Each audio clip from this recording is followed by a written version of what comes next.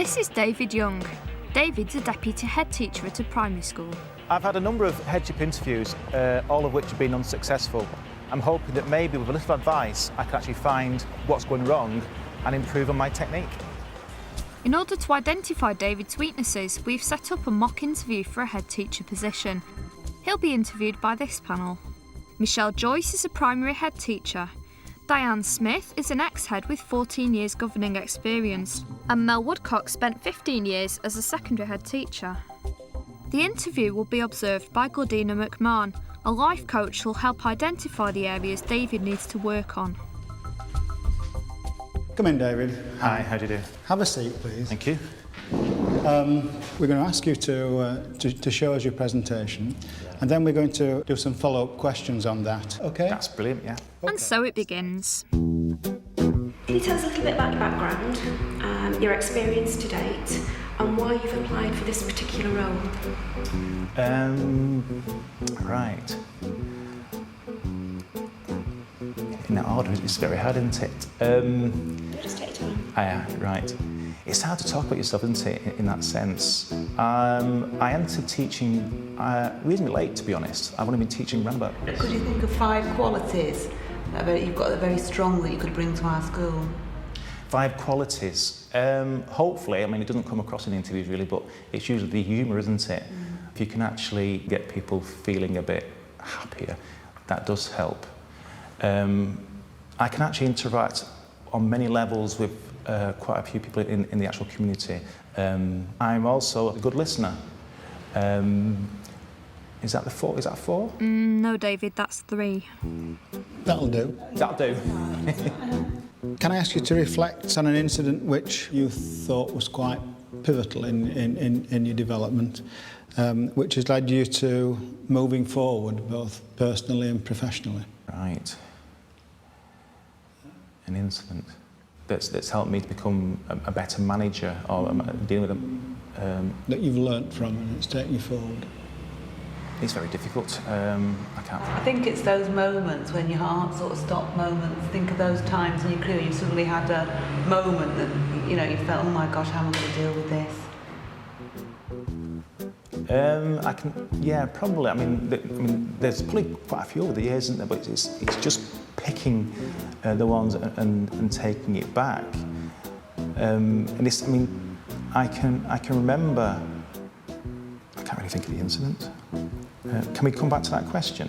Yeah, you are. Yeah. Essentially, what will a school under your leadership be about? Our school will be a loving, caring school. And you'll feel it as soon as you walk through the door. I'm hoping that you would come in, as you walk through our school, you will be able to talk to children, you would feel relaxed, the children would look relaxed. You will not just see children work, you will feel them working. You say the school will be full of confident children and you can feel that. How will you do that? You have to give children empowerment, you have to give them, children have to be part of the process.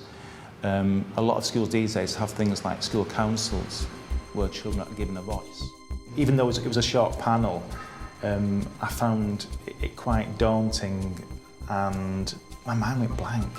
You know, some of the questions went blank. 1 or 2 I felt a bit comfortable with, but quite a few, my mind just seized and I wanted the floor to open up. My first impression was, why is he not wearing a full suit? Didn't appear to have made much of an effort. And his delivery of the presentation, in my opinion, was that it was aimed at primary children and not an interview panel. Well, I think the eye contact for a start, that would have engaged us more. His expression in his voice, he needs to be up and, you know. He also didn't smile. It wasn't inspiring, really. I know he's nervous, but I think at head teacher level, you do have many times when you're in the situation where it's a nerve-wracking experience and you've got to learn to have strategies to still inspire while still being nervous. This document, National Standards for Head Teachers, that's got set out in it the standards that the head teachers are expected to meet. Most interviews for a headship would be formed around those standards. So really, Mel, you're saying anybody who's going to go for a head teacher job ought to really know this? Inside out. Well, inside out. They wanted to hear coming through the sort of cycle of audit, device solution, get people on board for solution. It came through as being a bit touchy-feely and a bit, you know, let's all have a nice, happy school with these nice, happy parents and sit down and have a cup of tea. Yeah. He wasn't prepared, absolutely not prepared, and I think that's been his downfall. Okay, thank you. Right, well, David. Hi. Shall I give you a little bit of feedback? Oh, go on then. It's not as bad as you think, David, honestly. Right. Nobody is disputing at all your passion, your care and your concern for the kids that are in your care. Right. However, you don't have any authority. No. And that's something we're going to have to work on. Right. Because if you think about it, you want to be a leader, right? Now, you may well, back at your school, be a leader, but you've got to demonstrate to that panel when you get in there that you really are a leader. You have authority. So one of the things that we want to look at is your body language. Right. The other thing I was going to suggest was, have you seen this? I've not used it, no. Okay, so I'm going to give that to Thank you you. now. I'm going to suggest that you learn that parrot fashion. Right. Because every question at headship level is going to link back into that. Every question that you get asked, at the back of your mind think, which one of those standards is it going back to? And if under each of those you have a number of examples of how you can say, when this issue happened at the school, this is what we did. Yes. Then the question at the back of your mind is, which one of those does it link in with?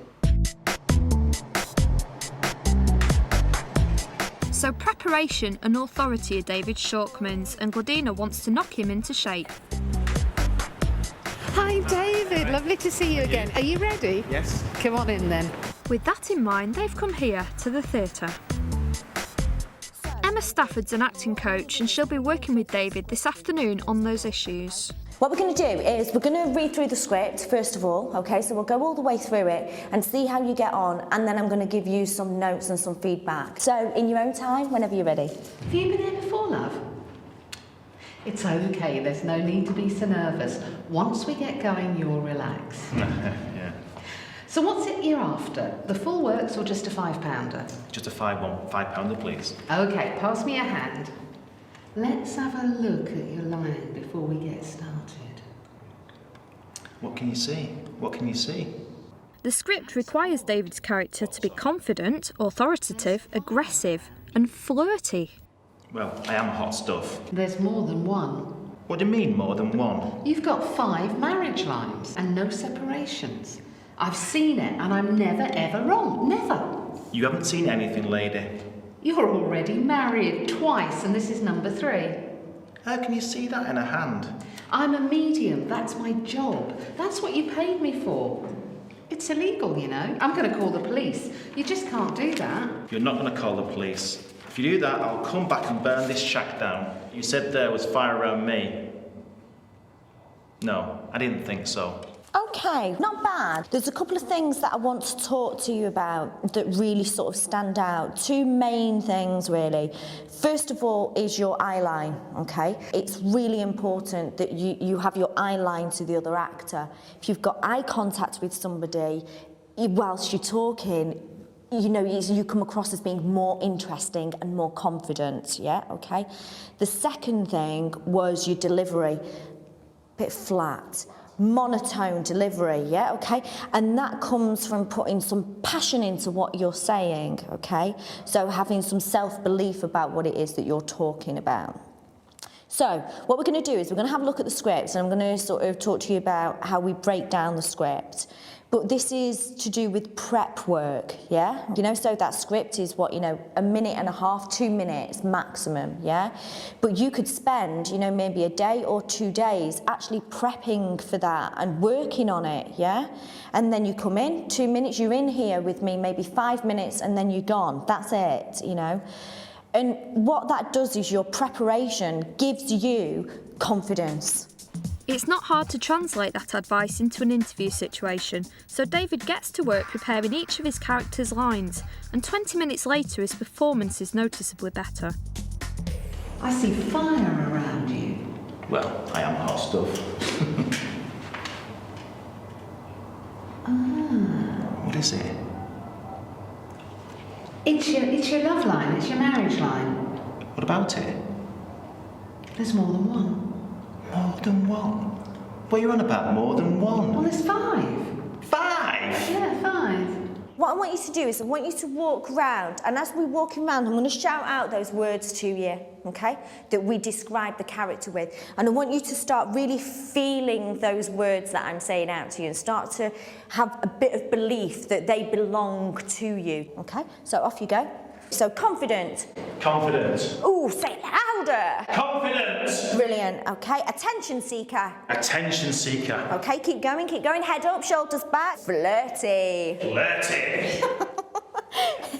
Keep walking, keep that energy going. I want you to say, I am. So confident. I am confident. Again. I am confident. Brilliant, okay. Flirtatious. I am flirtatious. Think about being flirtatious for me. I'd be slightly scared if you were flirting with me right now, so. And I am flirtatious. Brilliant. So let's try confident again. I am confident. Fantastic. So let's go back into it. So straight into it for me, okay? Oh, hello, love. Have you been here before? Oh, well, don't worry. There's nothing to be nervous about. Let's have your hand. What do you want? Do you want the full works or do you just want a £5? Just give us a £5. Okay. What is it? What can you see? Something odd. Odd? What do you mean, odd? As far as I'm concerned, it's a ring the police job. You can't go You're around- not ringing the police. I've got protection, so don't try it on me. Don't talk about protection. You said I've got fire around me. I'll be back. I'll be back and I'll burn this shack down and you in it. I'm not doing this. I'm going. You can do it. Well done. So what do you think that's taught you that you can now take back for your next interview? I think one of the things that this morning I learnt was basically preparation and to get a feeling for the actual interview. Get myself psyched up, think about the job in hand, think about my answers, you know, and in a way, I presume, taking control of the interview. Because I've never done that before. It's always seemed that I'm just the person who's there to answer these questions. Well, I think you've hit the nail right on the head. When you say about taking control, it's actually about being present. And your presence really improved a lot doing that exercise. And your thing about preparation is spot on, because you know what the role's going to be. You've got data on it. You know the school. You can imagine the kinds of questions that you would be asked. And that's your preparation. Yes. And then you've got 3 or 4 different answers maybe for different kinds of questions so that you could have got flexibility and you can put those over. And then the other thing is your presence when you were walking around, that from the minute you walk in, I mean, actually most of us, it's 6 seconds and you make an instant impression on someone. So if you think about that instant impression, when you walk in and you are confident, you've got the eye line, you've got the handshake, you sit down, that's authority. That's right. Working with somebody, a professional who knows how to bring it the best out of a person, I think has really helped me. I now am ready to go into an interview knowing that I've got the ability to actually take that job.